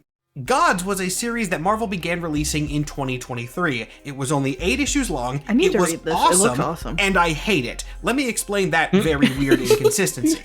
Gods tried to do something incredibly ambitious, which was redefine Marvel's entire magic and cosmic sphere at a fundamental level. It acknowledged that the cosmology of Marvel had gone through a lot of different retcons over decades, and it wanted to unify that and bring some clarity to it, which it did decently well. The problem with this was that this topic, and therefore gods in general, was incredibly niche in terms of target audience. Let me put it this way. Yeah. If you have liked this YouTube video up to this point, my god, you would love this series. Of course. But not everybody is into this kind of thing. Yeah, Some that's what I'm people like, just want to read I about need to read Spider-Man it. punching people. And to be so clear, I'm not saying that that's bad or lesser in any sense. I People like have Spider-Man different punching preferences, people too. and I will be the first to admit that this kind of cosmology is a more niche thing within the audience of Marvel. That's kind of just how it goes, though. There's content that you make for the general audience, and there's content that you make for specific groups. A lot of the videos that we do, specifically about video game lore, we've sort of found our niche, and there's a very specific set of people who would watch it. But yeah, this is definitely not the type of content you would make in order to reach the greater people out there. It's not, as, like, I don't always say evergreen, but, like, universally digestible. It's not something that everybody's interested in or can really like wrap their heads around. I feel like you have to go into it with more understanding. You can't just pick it up and be like, oh, what's this comic? Yeah, it definitely has to start with, I want to know more because I learned about this from something else and I got interested in it. Very ambitious. I do appreciate that it exists, though. The problem that this caused for Gods, though, was that it wasn't popular at all, even though it was really supposed to be. Gods was meant to be an ongoing series, and one that had huge implications for Marvel canon in its entirety. But then it didn't sell super well, and some of the creative team ended up getting other commitments, and so the series was canceled really abruptly, hence it only running for 8 issues. So imagine this, the series is grand and massive in scale and really ambitious and impressive for 7 issues, and then they have to wrap up the entire indefinite remainder of those story arcs in 1 issue. And no hate to the creative team at all, I'm sure they did their best with what they have, but what they had was a bad situation. And you can tell that it was a bad situation when you read it. It's never gonna end So well. why do I bring this up? Why do I go on a whole tangent about an individual series in a video on Marvel's cosmology? Well, remember, a whole point of Gods was redefining that cosmology. And even though it was canceled very early, it did get 8 issues, and those 8 issues are still technically the most up-to-date canon on this stuff that we have. So what this means is that it's really unfortunate that despite its lack of popularity, they could have simply continued it in order to have a basis for the universe to be built on. Like, regardless of whether it's sold or not. Marvel Comics and comics in general has not been in a very good financial place for a very long time. So producing a series that just isn't making any money for them, it just wasn't going to stick around, unfortunately. Damn it, dude. That kind of sucks, but yeah. I do recall them getting their asses beat by manga and then trying to copy it and then failing. Well, I mean, they're probably doing better than DC. I'll put it. They're both doing bad, but I think Marvel's doing marginally better. Batman's my favorite superhero, by the way. I've been a DC fan, but like, it's not been good. on this stuff that we have. So what this means is that Gods has put the cosmology into a sort of unfinished, half-complete overhaul, and I don't really know what to do with that. On the one hand, the cosmology that they did get through is super cool, and I want to present it, plus it is genuinely the most recent canon that we have, so I can't just pretend that it doesn't exist. That wouldn't be accurate. But on the other hand, Marvel as a corporation really seems to not like Gods, and therefore I would not be surprised if some or all of this information gets retconned again relatively soon. But regardless of all that, now that I've mentioned that little disclaimer, which I did feel somewhat obligated to do in case this info changes, for the rest of this, I am going to treat Gods as if it is canon, because it is. Also, I happen to like the Gods lore, and if I can tell more people about it, then maybe Marvel will realize that people like it and not get rid of it. Please, Marvel, don't get rid of the Gods lore. Let more people write about it. Hell, let me write about it. I've got ideas in mind. So, with all of that said, now we get to get into one of my favorite parts of this video, the abstracts. This is where I get to start breaking out the charts and diagrams. We're in the deep lore now, people. The abstracts can be defined as cosmic entities which are the literal embodiments of things or concepts. This can sometimes be hard to wrap your head around, but it's easier with an example, and the easiest example is death. The being known as death is death in the most literal sense that I can possibly mean it. She is not an entity with control over death. This like is the death you referenced earlier. Yeah, I was like, I'm pretty sure I heard somewhere that Deadpool's girlfriend is Death or something like that. and a lot of people, a lot of reactors who are watching Deadpool movies were like, is that Lady Death? Is that her? So yeah, that's where I picked it up from. She kind of fine though. Like, if you just ignore the face. Thanatos, who is a god of death, she is death. She is a being that represents death as a concept. There are a bunch of these cosmic abstracts, and which ones are more or less important has varied over the years, but as of the 8th cosmos, there are fittingly 8 of them that are at the top of the heap. And I think this would be really fun as a character designer, to try and think of a design that represents a concept. And visually display that. That's the kind of shit that I love doing, so yeah, I agree. Death actually isn't one of them. These 8 beings are known as the Divisors, and they are divided into 4 opposite pairings. These pairings are Infinity and Eternity, who represent physical existence, typically characterized as space and time, Master Order and Lord Chaos, who should be obvious from the name, the Living Tribunal and Oblivion, who I can best describe as existence versus non-existence, though this is a little bit shakier. Gets his way into all this shit. He haunts us from, I was gonna say the grave, but he's not dead yet, he's out of work. It's the only way to get rid of him. I'm assuming Oblivion's the snake fish thing. What is that? And these are the newest of the pairings and also the longest names. The Powers That Be, which represents magic. Excuse me, what is that? What is that design? What? God damn! It's free feet. Magic as a concept, and the natural order of things, which represents science as a concept. Those last 2 were introduced as part of the major overhaul that happened in Gods, the series, and thus they are the least defined, so we're going to start with them because that also makes them the easiest. These 2 entities, which for the sake of me not having to do a tongue twister every clip, I'm just going to refer to as the Powers and the Natural, hate each other with a burning passion. Yeah, all of the other pairings get along at least somewhat, not these 2. As purely magical and purely scientific entities, respectively, they both believe that the other is fundamentally wrong, and dislike each other so much that they will not work with each other directly, instead having mortals do it for them. For the Powers, this takes the form of a singular mortal who is given the title of the Avatar, and thus acts on the will of the Powers, making sure that everything is okay with the magical sphere in the mortal plane. The Natural, as you might expect from a science-based entity, does not leave its work to one singular mortal and instead employs a collective known as the Centum. The Centum is made up of 100 scientists, all each numbered 1 to 100. Agents of the Centum are called Centivars, and their rank is not determined purely by how high or low their number is. Instead, the highest ranking ones are the ones with prime number designations, which is a really cool little world-building nuance for a super scientist. This is like the scientist's wet dream, pretty much. So dirty. I love it. I need to read this comic. Yeah. I think it would be definitely up your alley. Up mine, too. Yeah. Its organization. See, this is the kind of detail that Gods tried to do. I'm so sad that Gods went away. It was such a fun idea, and now it's gone, and I could just rant about this for 10 more minutes, so I gotta move on. Unfortunately, that moving on, it does have to come really fast, pain, and I haven't even read it yet. We don't have a lot more information about the Powers That Be or the natural order of things. As I said, Gods ended really fast, and they didn't get more development, but we can move on to the others who have been around longer. Although in the case of the next pair, Master Order and Lord Chaos, being around longer doesn't mean that there's a lot much more to talk about. These 2 are pretty simple. They do have one really cool storyline from recent years that I will definitely cover in a minute, but before we get to that, we have to go over their base information. Master Order is the cosmic embodiment of order. Lord Chaos is the cosmic embodiment of chaos. Sometimes, if a story needs one of these type of roles to be filled, they will show up. And the basics are done. That's all they are.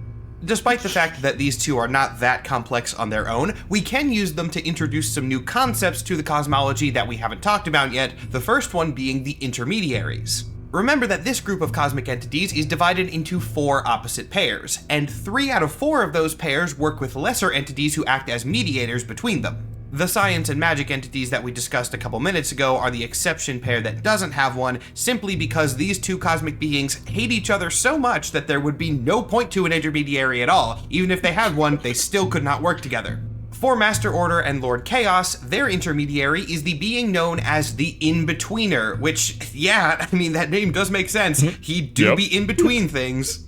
Technically, the In-Betweener is not just representative of the balance between order and chaos, he's also been said to function as the concept of duality and balance between all opposing opposite concepts, but usually in modern canon, it's the order and chaos thing, which is also the springboard for that cool storyline that I mentioned.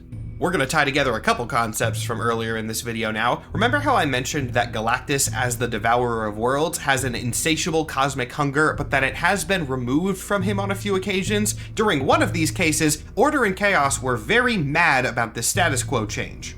This comic happened shortly after the 2015 Secret Wars event, which was again when the universe was forcibly reset, going from Cosmos number 7 to Cosmos number 8. While this was not a full reboot, the cosmic hierarchy of things changed, and this is one of the reasons Galactus was allowed to shift. When Galactus's hunger was inverted and he was transformed into the Life-Bringer, several cosmic entities convened to see whether he could stay like that or would need to be changed back, and the Living Tribunal, who we haven't talked about yet but will in a minute, ruled in favor of him. The reasoning behind this decision was that reality was technically new at the time, and even though the cosmic entities present were mostly the same, their hierarchy and roles within the system could shift around. Order and Chaos did not like this, but took it to heart and basically said, hey, if you're gonna decide that things can be different, why don't we become stronger now? Thus, to impose their will upon reality and basically beat Galactus back into his place, Order and Chaos went to the In-Betweener and forced him to use his neutral power to unify the pair, fusing Order and Chaos into a new cosmic entity known as Logos, the embodiment of law.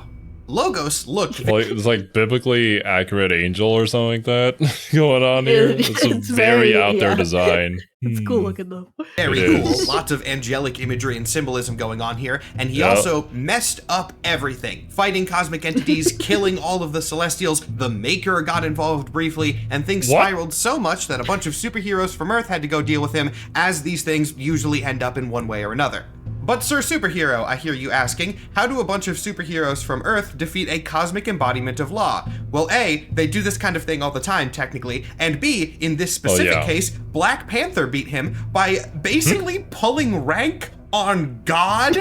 T'Challa does- What? I love it. Yeah. Pulling rank on God? What does that even mean? Some cool magic stuff, ascends to this cosmic ethereal realm to deal with the threat directly, and since Wakanda is a very magical spiritual place, as king, T'Challa has some level of jurisdiction here. So he basically says, hey, Logos, I am a king, you are law incarnate. Kings define law, therefore you have to do what I say. And yeah, this works. What the What the freak? Black Panther, Jesus Christ. You're such a T'Challa to tell God, like, no, you do what I say. Yo, what a boss. God damn. I never knew Black Panther was this powerful. I always thought he was just like running around throwing spears at people, dashing through them. That was my perception of Black Panther. It sounds wild at first, and I guess it is wild, but it does make sense when you think about it. Logos as a being was never meant to exist. It was meant to be these separate balancing entities. When they unified, their balance was thrown off, and that left loopholes in their system, which T'Challa was able to exploit. And he basically just told them, okay, no more of this unification, split up again and make everything okay, and they had to listen to him. So Master Order, Lord Chaos, and the In-Betweener returned to their old status quo, and that's where they've been ever since. But with this pairing, I do get to introduce another concept, that being the redesigns that the Gods series introduced. For the vast majority of Marvel history, the physical appearances of the cosmic entities kind of just looked like people. Weird people, sure, sometimes full bodies, sometimes just floating heads, but they altogether looked surprisingly normal for abstract entities. That makes sense. Gods looked at that and said, why? Why can't we make them weird? They should be weird. Let's do that. So now we have several new interpretations of what these cosmic beings, quote-unquote, actually look like. In the case of Master Order, he's not just a floating human face anymore. In his true form, he is an infinitely tall pillar. Of course, an infinitely tall pillar is not the most practical for a lot of situations, as cool and thematic as it might be, so if Order ever needs to take a human form, he can do that in a way that resembles a monk. The true form of Lord Chaos is, as you'd expect, quite different. It is not a strict, rigid pillar. Instead, it is a mass of almost fabric-like shifting cosmic material. Its human form is also far less consistent, but it most typically appears as a woman with very large black eyes whose clothing changes constantly. Actually, if you take a look at the artist notes here, it explicitly says that the avatar should wear a different dress in every panel, which is cool symbolism, and also by comic book timescales means that the clothes change like every couple of seconds. Now we move on to the next Ur-Divisor pair, that being Oblivion and the Living Tribunal, representing roughly non-existence versus existence. We're gonna start with Oblivion because Oblivion's lore is really weird and changes very fast, and so it's gonna be kinda hard to talk about, therefore I'm just gonna try and speedrun it here. Oblivion represents primordial nothingness and arose from the void before creation itself. This does mean that he predates the multiverse as it stands, and in fact quite possibly comes from before several Cosmos iterations, though I don't believe we know exactly when he originated.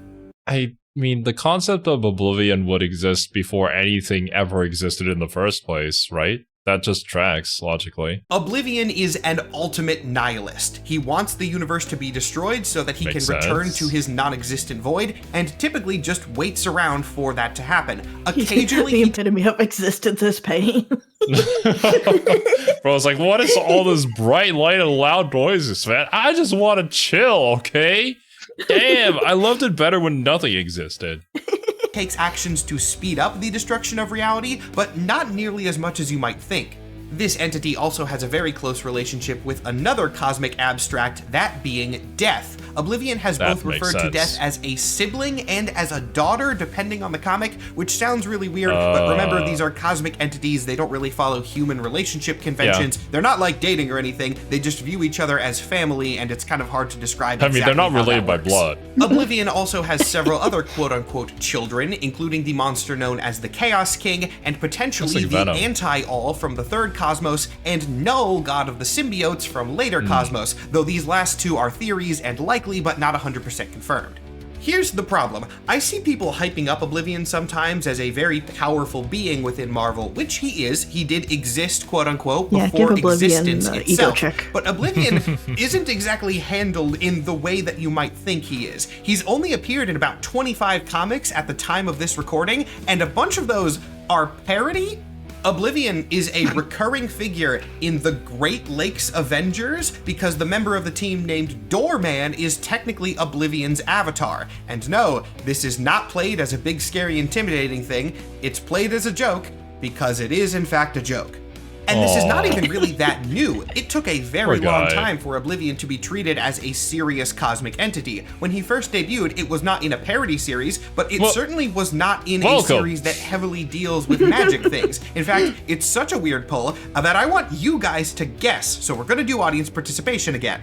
You get 3 guesses. You know what? Hell, 5 guesses. That's how unlikely I think it is. Your hint is that it is a solo character series, and the name of the series is just the title of that character. You can put this in the comments if you want, or you can just do it in your head, whatever, I don't care, but pause the video now and think about this if you want to play the game. So, what comic book superhero Oblivion appears in, right? Yeah. I don't know enough of them. Spider-Man? Deadpool? Both safe guesses. Wolverine have his own comic? I only know the popular ones. Hulk? Iron Man. Easy. There. You ready? Okay, here we go. Oblivion, cosmic embodiment of the concept of nothingness itself, first debuted in 1985 as a major character in an Iceman series. Bobby Drake, Iceman. Who's that? X-Men. I have never heard of you. I'm sorry. He's one of the first Marvel characters, if not the first, to come out as canonically gay. Fun fact. Is he popular at all? I wouldn't say he's not popular. He's not like one of the big characters like Spider-Man, but But like Iceman. I would actually love to see Iceman in Marvel. I feel like they could do cool stuff with this kid. Or in Rivals in Marvel. yeah, he's been stuck in DC. In Marvel.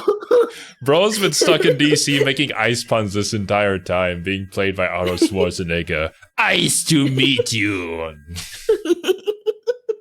And of the X-Men cool. is the first time we see Oblivion. And seriously, I do mean major character. This was a 4-issue Iceman miniseries. Oblivion was the primary antagonist of not just one issue, but the whole thing. And then he only appeared 20 more times from there, most of which have been recent. Most of those recent appearances were in Gods, to no one's surprise. During those 4 issues, Iceman was also romantically involved with Oblivion's daughter. Huh? Yeah. Bobby taught Oblivion how to love? It was a weird comic? What? What's going on? I have not read it. Can't imagine. How do you date the daughter of the concept of nothing? I'm sure Gods really is the thing that defines all of the cosmology, and I'm going to keep coming back to it and keep being sad about it so many more times in this video. Oblivion is not really a villain in Gods, though, at least not in the way that you think he is. He is kind of a setup and tease for other things that never really come to pass. A lot of the storyline of Gods does deal with a looming apocalypse, and Oblivion is just chilling, waiting for it to happen and getting mad when people are intervening in it. He does get a redesign as this weird eldritch cosmic snake thing, and his human form is just a god, like a. This is Oblivion? Oblivion face reveal? I see that being pretty accurate. And like in my head, the concept of a being that represents Oblivion itself should just be sort of chill about things. Of course, he wants things to return to nothingness. But it's not like there's any point to raising up your hand in order to make it happen faster, because it's inevitable. Like, things end eventually. Kinda shabby looking guy, which, yeah, he's an ultimate nihilist. Why would he try to look cool? He's just waiting for everything to go away. This does make sense. Now, the other reason why I say Oblivion's lore is weird and kind of hard to talk about right now is that it is changing currently. Marvel does not stop publishing books when I decide to do a lore breakdown of stuff, and they shouldn't. I'm not claiming that they should, but yeah, as of this recording, a new comic came out 2 days ago that is shifting Oblivion's status quo once more. This would be the current Storm series. Yes, Storm is doing a whole lot of cosmic stuff right now, and in this series, Oblivion is getting impatient and trying to accelerate the destruction of reality again, and the Living Tribunal is attempting to stop him. Their conflict is right now actively ongoing, and I don't know how it ends because that comic has not been published yet. So just understand that if you're watching this in the future, Oblivion's fate in current canon might be a little bit different, but this is good at least up until February 2025. And now we segue. So yeah, I get it too, I guess. Well, different writer maybe, different vision, but Oblivion was like, man, this is taking too long. I'm gonna take things into my own hands now. So yeah. I feel like that would like kind of go back and forth between like waiting, he wants to make an action, gotta puts in a little effort, goes, that's not worth it, goes back to doing nothing. Yeah, I can imagine that too. Like, he's never going to officially lose or be defeated or erased, because he's the literal concept of that. But it's more like, it's too much trouble. I don't care anymore. Nicely into the Living Tribunal. Oh man, I don't even know how I'm gonna do this section in any timely manner. If you thought Oblivion was a whole thing, the Living Tribunal is, very fittingly, about 3 times more of a whole thing. Though maybe a better joke would be saying that it is 6 times more of a whole thing, because there are actually 2 living tribunals, and this is the main reason why their history is so incredibly complicated. First off, let's get the basic information out of the way that applies to both iterations of this being. The Living Tribunal often functions as a judge, specifically a judge between cosmic entities whenever they have disputes regarding each other. I feel like whenever you get into super deep Marvel power scaling people. It always comes back around to the Living Tribunal at some point. Really, it's just that important. The one that actually wins is the one above all, but it's like when you ignore him, it often comes back to the Living Tribunal. There's a couple others, but yeah, I was going to say earlier too, it's a very interesting design because we see 3 faces, but each one have different like amounts of their face covered. Wonder what that's supposed to signify. Tribunal represent 3 facets of justice, in order being equity, vengeance, and necessity, but don't make the mistake of thinking that these make the tribunal a good entity per se. Its job is making sure that no singular thing overrides everything else. This means that the tribunal can be invoked if evil has an overwhelming presence within existence, but if good ever got an overwhelming presence, the tribunal would rule against it equally. If you're wondering what the threshold is for that kind of thing and thinking of a what-if comic that is overwhelmingly evil or good, an important concept to note is that the Tribunal is a truly multiversal entity. Actually, Oblivion was as well, but I forgot to mention it during that section and don't want to redo it. Yeah, though, the Living Tribunal and Oblivion are singular concepts across the multiverse. The Tribunal is powerful enough to appear in multiple universes at once, but all of them go back to the same being, and typically, it really only cares about existence at a multiversal level. If one singular universe is imbalanced and that's not going to spread to others, that's not the Tribunal's business and will leave it to lesser entities. The singular nature of the Tribunal is, kind of paradoxically, the reason why there are 2 of them, because the original Tribunal did get murdered by the Beyonders. So many concepts looping back in, but hey, that's how cosmology works, so let's return to that Beyonders thing from a while ago. Remember how the Beyonders are from a very, very old universe, and they wanted to destroy the current universe because they saw a bad fate and decided to unplug it and plug it back in? The Tribunal wasn't going to let them do that, so they had to kill the Tribunal first, and that's exactly what they did. Oh then, you know, the Beyonders did their plan, Doctor Doom hijacked their plan, the universe came back as Cosmos number 8, Secret Wars stuff that we've already gone over. But there was no Living Tribunal because it was dead, and that was separate from the destruction of the universe. It had been killed before that, and so it did not get reborn. And then in one of the weirdest little plot lines to happen in quite a while, an alternate universe variant of Adam Warlock and Thanos ended up traveling so high in the cosmic hierarchy that they got to talk with the writers of Marvel Comics in the form What? Adam Warlock and Thanos? What is this unlikely pairing? What? Well, it's unlikely in my mind, but maybe this is just how it is. It's a pretty unlikely pairing. Okay. of the being known as the One Above All, who again we will talk about later, and through a deal that was struck there, that Adam Warlock variant became the new Living Tribunal at a multiversal level. What is the functional?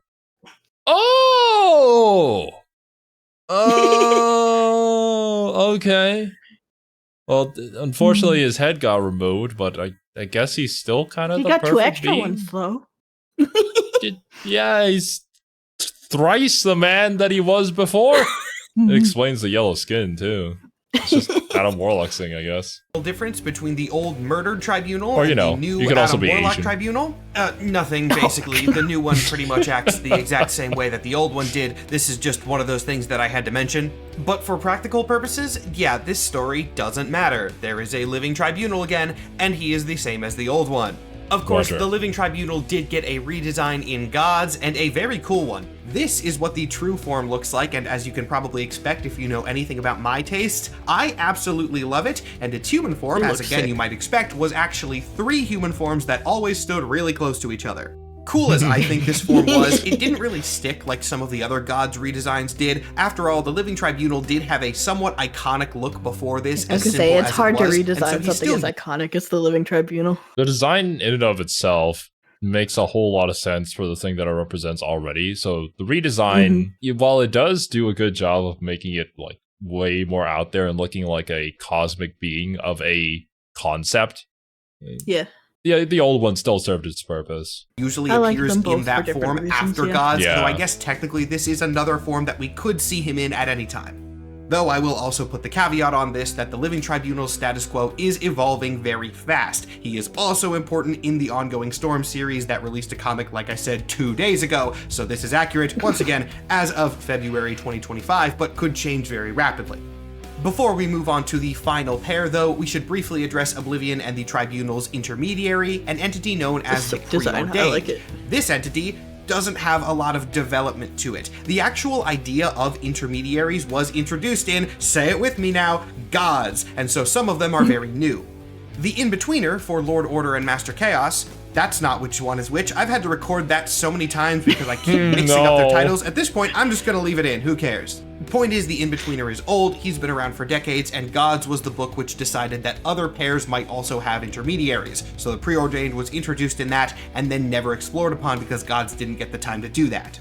Now, the final pair of Divisors, Infinity and Eternity. They are not the most powerful of them per se, that would still be the Tribunal, but there's a reason I cover them last. It reminds me of the mosquito lady from One Punch Man. Oh, yeah, I can see it actually, true. She did have the swirly things too.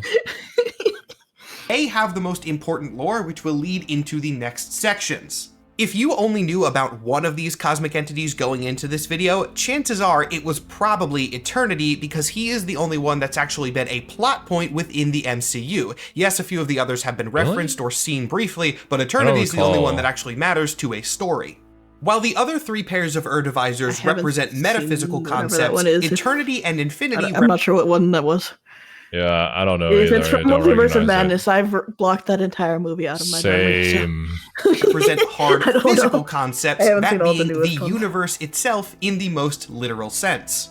As a pair, Eternity represents time, while Infinity represents space, though as physics nerds are going to be very happy to hear, the line between these is way more blurred than the other pairings. Space, time, they are very connected, and this pairing acknowledges that. Their separation is far less defined.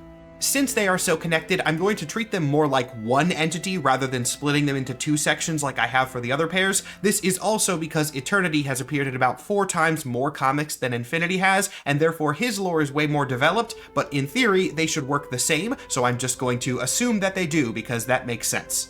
Eternity and Infinity are multiversal entities, but in a bit more weird and nuanced way than the others are. There is an Eternity and probably an Infinity for each individual universe, not at a multiversal scale, but all of those are like individual pieces of a larger being known as multiversal Eternity and probably multiversal Infinity. Eternity also has several children, most of which are concepts of physical space or time. A lot of them are one-off jokes, and I'll just put them up on the screen rather than taking the time to go through them one by one, but we will spend a minute on the ones that matter. My favorite of Eternity's children are named Then and Now, representing past and present respectively. These two are the canon reason why time in comic books is often so screwy. Then and Now like superheroes, and they want superheroes to have more adventures. Thus, they screw with time, making it not operate in a purely linear fashion. This is the explanation for why sometimes characters are appearing in more than one series at once, and why those timelines don't perfectly line up. It's not... They didn't have to do this, but they did. And I think it's really cool how they always try to find ways to justify how things work within the universe. You couldn't have done it any other way, really. Yeah. Especially with a project with so many different writers, give people the flexibility to do what they want to make the best stories possible. Just a factor of the publication. I mean, it absolutely is that, but in universe, it is these cosmic kids who want to read more comic books. Another one of Eternity's important children is the entity known as Eon, who was later killed and succeeded by his daughter Epic. To be clear, E-P-O-C-H, not E-P-I-C. Eon and Epic are very weird, and their role within the cosmic scale of things has never been defined super well. They are important, but only important to very specific characters like Quasar, and therefore kind of difficult to explain and tangential to this video. So I'm just gonna do the cop-out answer and put some info about them in a text box on the screen. If you want to read about it, you can do so now. Eon, later Epoch, are mostly described as keepers of something called the cosmic awareness, which has never been well described. I feel like I've seen a lot of cards with this as like a clarification. Seems to just be omniscience in one way or another, but that's also not unique to these two and is possessed at higher levels by higher beings. Eon and Epoch's main actual role is appointing protectors of the universe, which is a vague title given to comic heroes. You mean the Guardians of the Galaxy? Cosmic heroes, but yeah. In official lore, this title has been held by many warriors, despite that really only Quasar matters. It's a classic case of one comic establishing lore they say is important, but that then never actually affects much outside that one series. Sad. Nobody else liked my idea. Right. Otherwise, don't really worry about it. They're not going to be super relevant for the rest of the video. So, Getting back to Infinity and Eternity, of course the pair got redesigns in Gods. They weren't super important to the course of the story, but they got these cosmic armor looks regardless. Boys. Their human forms are also the most human passing out of the group. And their intermediary is a being named Continuum, who, like the Preordained, never really got explained, Makes but sense. this is what it looks like. Beyond these visuals, the actual role of Eternity as a quote-unquote character is typically quite straightforward. The whole granting wishes thing from Thor Love and Thunder, yeah, that was something the MCU entirely made up. Comics Eternity has... that movie yet. I don't think I've seen it either, and if I did, I don't remember anything about it. I've only heard bad things about that movie. Yikes. Never been about that. In the comics, it is simply the embodiment of the universe as a conscious entity. Though maybe simply was the wrong word there, but I think it's relatively easy to understand. This whole existential consciousness thing is the reason why I put these pair last in the order of the Erdivisors. If you think back all the way to Act 1 of this video, you might recall that I mentioned the idea of existence having a consciousness in a few different cosmos. In the first cosmos, we had the first firmament, who was lonely and created the Celestials for companionship. Then the second cosmos killed itself, and then the other ones from there also had their own sentience, which I didn't go into in detail because we don't know too much about them. Eternity is the equivalent of this for the current cosmos. Gotcha. Each of the cosmos has had a consciousness, and whatever happened to the cosmos, they are all around in some form. Yes, some of them died or otherwise ceased to exist, but come on, this is weird comic book, pseudo-religious, science, magic, cosmic, whatever. It's reasonable that they could come back, right? Reasonable-ish. In this image, you can see the sentient beings that represent every cosmos all together. Literally, the multiverses assemble. Like, It's even bigger universe. than that. It's the cosmos is assembled. God. This picture right here is the reason that I organized this cosmology video in the act structure that I did. I had to talk about the history first so that we could understand what I meant by this part. For the few of you that definitely paused to look at that image a little bit closer, you might notice that the first firmament, the embodiment of the first cosmos, is not listed here with all the others. It is still around, but it is super evil and definitely a villain.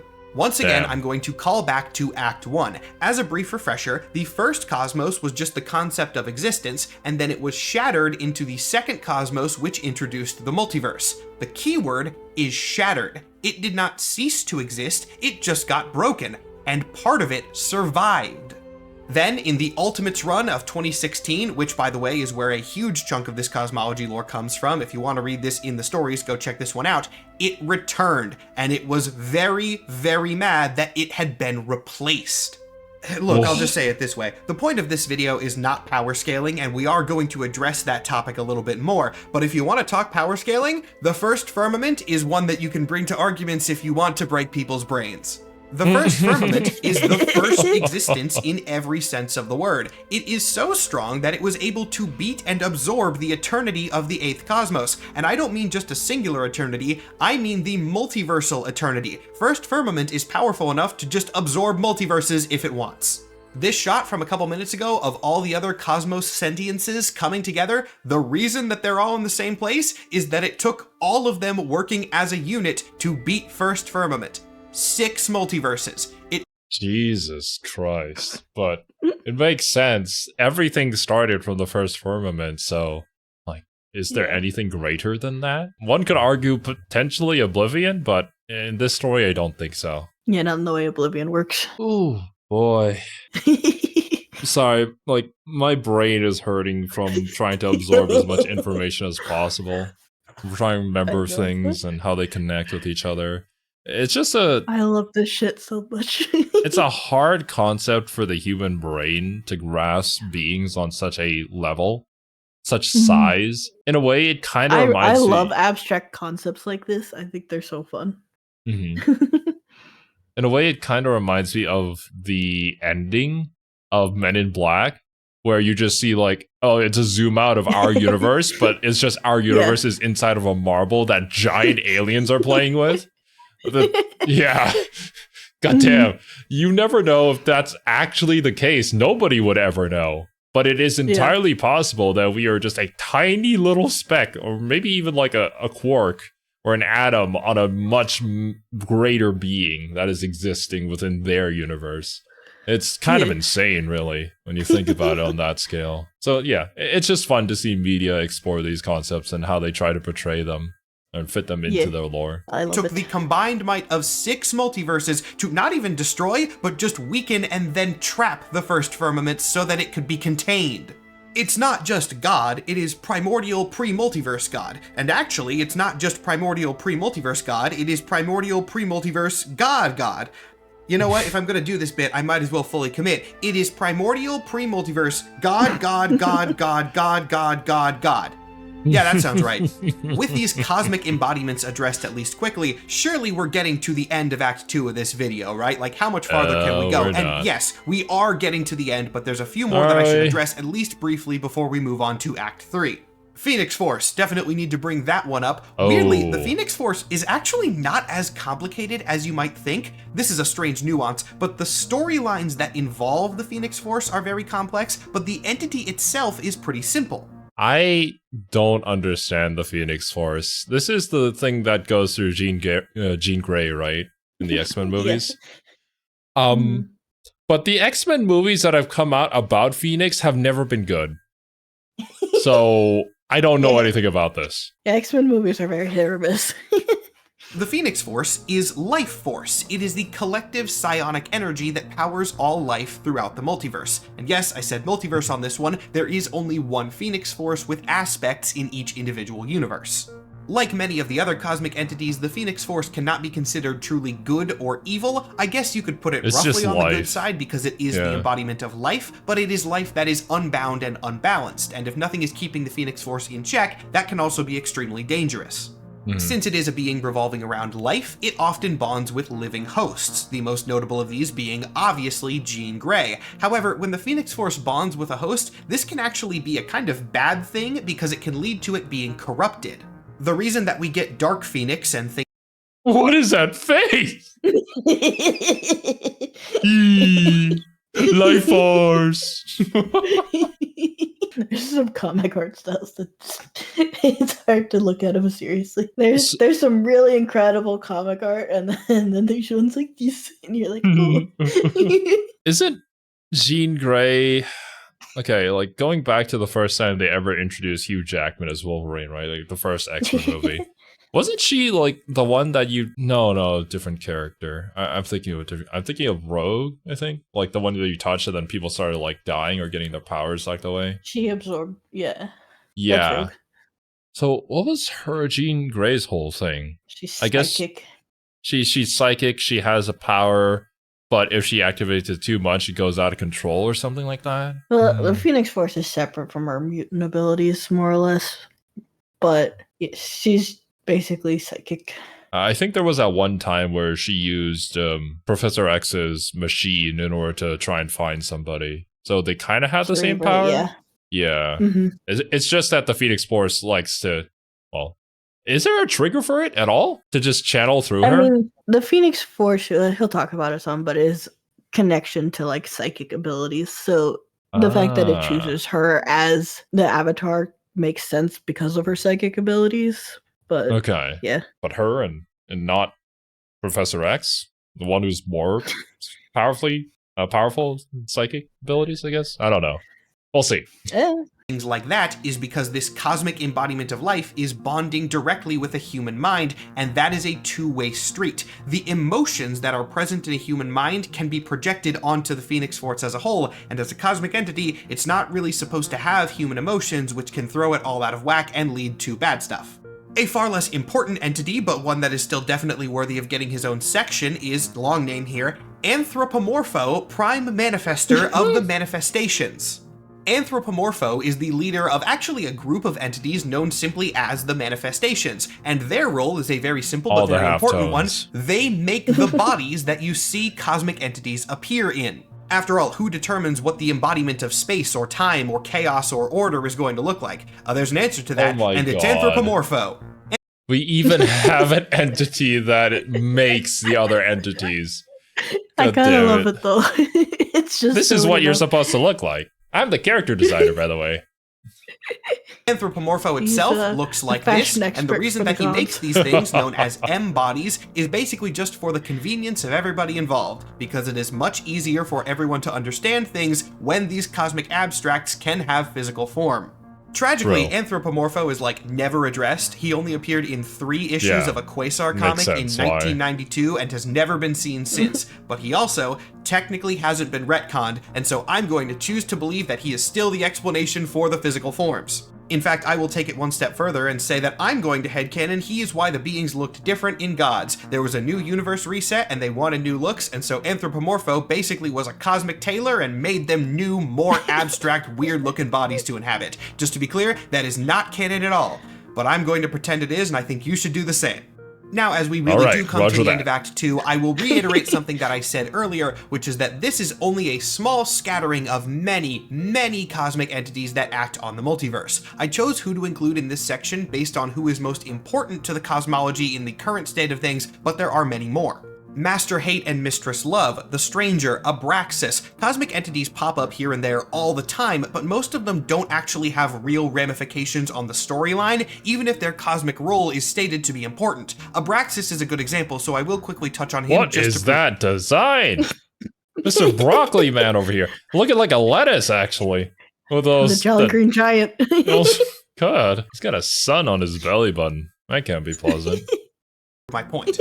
Abraxas is an entity of destruction. He wanted to bring about the non-existence of the multiverse, much like a lot of other cosmic entities. He swept through realities, killing a bunch of Galactus variants, eventually ended up on Earth 616, messed with the Fantastic Four and Franklin Richards, a lot of fancy stuff, to the point where Abraxas is stated to be the antithesis to the very act of creation, which sounds very fancy. Here's the thing, he's only in 5 issues of the Fantastic Four ever, and then he dies because he got killed by the Ultimate Nullifier, so I'm not going to devote a lot of time to him because even though they say he's important, he's clearly not.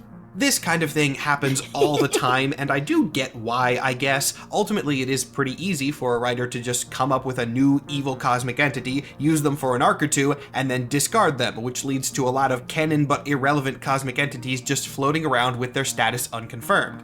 So yeah, there are a bunch more cosmic entities. I think that's going to be an issue forever for the comics, because ultimately that's just the nature of how it works. You need to raise the stakes, so you need to make something new sometimes, but then like other people don't pick it up, or you don't find any use for it anymore, so yeah. Entities that appear in 1 or 2 different comics, but I've talked about the ones that matter the most, and we will leave the others to their own devices. But what about the cosmic entities that don't exist? At least not in the traditional sense. We're done with Act 2 of the video, but now it's time for the secret Act -2, the Queen of Nevers. As we have established, eternity is the consciousness of the universe. It is the sentient embodiment of everything that is. I recognize this As song a counterpart to that, the Queen of Nevers is the sentient embodiment of everything that isn't. The reason that I have separated this into Act -2 is that things are going to get real trippy for the next couple of minutes, and they've been trippy for the last hour. So I was gonna say, it has been already. Start existence, or non-existence, or whatever, as the Queen of Nevers. She dates all the way back to the 4th cosmos. In fact, she was the 4th cosmos. We have established at this point that every iteration of reality... Oh, okay, yeah. We did see her in the illustration earlier. The curvy lady in the 4th cosmos was her. Okay. So, what's her deal? Is she the one who panels the comic books, and then she determines, like, the potential futures?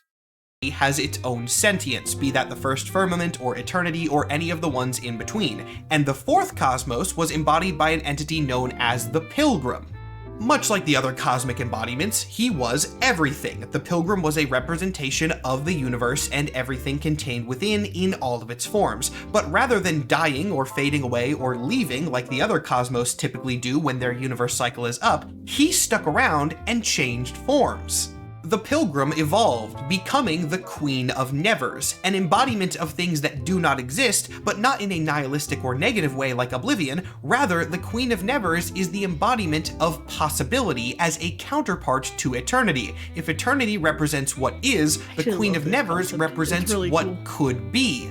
She has her own little pocket dimension outside of existence known as the Land of Couldn't Be, Shouldn't Be, and while the Queen of Nevers can manifest in physical space, she has been advised not to by Eternity and listens to him because Eternity and the Queen of Nevers are lovers. Yes, it is cosmic canon in the Marvel Universe that the concept of existence and the concept of possibility are dating, which is... What happens when they bang? God dang. The Big Bang happens, that's for sure. Infinite possibility. And it does make a lot of sense that she has her own little pocket dimension where it's just a literal like white void because anything can be drawn on that. Literally anything. So yeah, that's neat. There's a lot of cool visual representation that they do with kind of that stuff in the some different runs of comics that I enjoy. Also, like a representation of the comic book artists themselves, with like infinite possibilities that can be created from this blank canvas that's sitting in front of them as they draw the comic book. There's just so many parallels. It is very deeply intertwined with the creator. There's moments. As previously stated many times, I'm a big Young Avengers fan, right? Yeah. In the 2012-2013 run, Young Avengers, there's a lot of issues with that comic run, but one of the things is it introduces a multiversal level parasite called Mother, and she exists outside of the multiverse in a very similar white space. I don't know if it's this exactly or not, but like she traps people in what are literally like comic boxes in this white space. So when like Kid Loki and Wiccan and all of them are interacting in this, they are like literally breaking out of the comic panels and shit. It's really cool looking. For as much as I hate a lot of what that comic did, like it's just not very well written, but it had some really cool ideas that it showcased in it. That's fun because it's using the medium to its advantage in order to tell a unique story that you wouldn't otherwise. Stupid, and I love it. There is another member of this trio as well. Well, not in the romantic sense, it's not a love triangle, but in the cosmic representation triangle, and that is a being known as the Griever at the end of all things, typically just called the Griever. The Griever has stated that she is an embodiment of entropy and will eventually see the breakdown of the universe, which is her ultimate goal. Now, there have been several entities which have called themselves the embodiment of entropy before, but it seems like in the current canon, the Griever is the main or real one. It's important to note that she is not like Oblivion, where she is a representation of nothingness. She represents the breakdown of reality, not the non-existence of reality, which is a weird but important distinction. Together, the trio of Eternity, the Griever, and the Queen of Nevers represent respectively what is, what will be, and what could be, though this is a less balanced relationship because the Griever's vision is often seen as evil. This relationship is very relevant to current Scarlet Witch comics especially, which have confirmed that Wanda Maximoff is an agent of the Queen of Nevers, and that her power is one that can defeat the Griever's ultimate goals. In a way, yeah, their headpiece there looks quite similar, but I don't know if there's a direct correlation. Because I don't know exactly how it all fits in, because one entity he doesn't talk about at all is the Demiurge, which I know is tied to Wiccan, so I'm curious how like Scarlet Witch and Wiccan and all of them kind of fit into it all. I don't know what scales and what levels because I don't care about power scaling. Gotcha. But it is interesting because Wiccan has, in that same comic, rewritten the multiverse. Yeah, I have no context for what this Demiurge even looks like, so all I imagine is that it's Demiurge from Overlord. Just, advising a bunch of superheroes, which I think is pretty funny. I believe the way they define Demiurge, if I remember correctly, is like basically the one who defines magic. He should take a look at Multiverse of Madness. I don't want to touch Multiverse of Madness. I can stay in its corner. There's a whole complicated backstory to this, but basically Wanda's powers mess with chaos and probability, and it's been stated by the Queen of Nevers that if she ever reaches her full potential, she could reverse the physical process of entropy at a multiversal scale, ensuring that the Griever's ultimate destruction does not come to pass. Also, I'm just going to address this real quick here because I know it's one of those things people will bring up if I don't. I'm going to disappoint some people here. This does not mean that Scarlet Witch is like the most powerful being in the entire multiverse. This is a weirdly common misconception, and it's because of a couple comics, which I will put on the screen here, that reference something called the Grand Design. This has been misinterpreted by people as the One Above All's Grand Design. Again, we'll talk about the One Above All in a second, but it's definitely not that. The Grand Design in this case is referring to entropy. It is talking about the Griever's design and how if she gets her way, then everything in the universe will break down and decay. The reason that I know this is the Griever's design and not anything else is that it has been explicitly stated to be the Griever's design on several occasions, which I will also now put up on the screen. The One Above All is never mentioned in these books, so I really don't know how this misconception arose, but yeah, it's definitely referring to the Griever specifically. And now with the Queen of Nevers addressed, Act -2 is over, and we can get to the third and final act of this Right. Okay. And that is where we're gonna call a break for now. And we'll continue with the part 2. But man, it has been incredibly fascinating to see how much the universe has been built upon. And that we've even explored like such fundamental concepts of writing stories. I never expected the universe to be based off of that, but it makes a whole lot of sense when, you know, it's a universe made by a bunch of nerds who love making comics. Yeah, totally. Exactly. It just makes sense. But yeah, dudes, that's going to be it from us today. Thank you guys so much for watching. Hope you all enjoyed, and we'll catch you in part 2. Later, dudes. Yes. Bye-bye.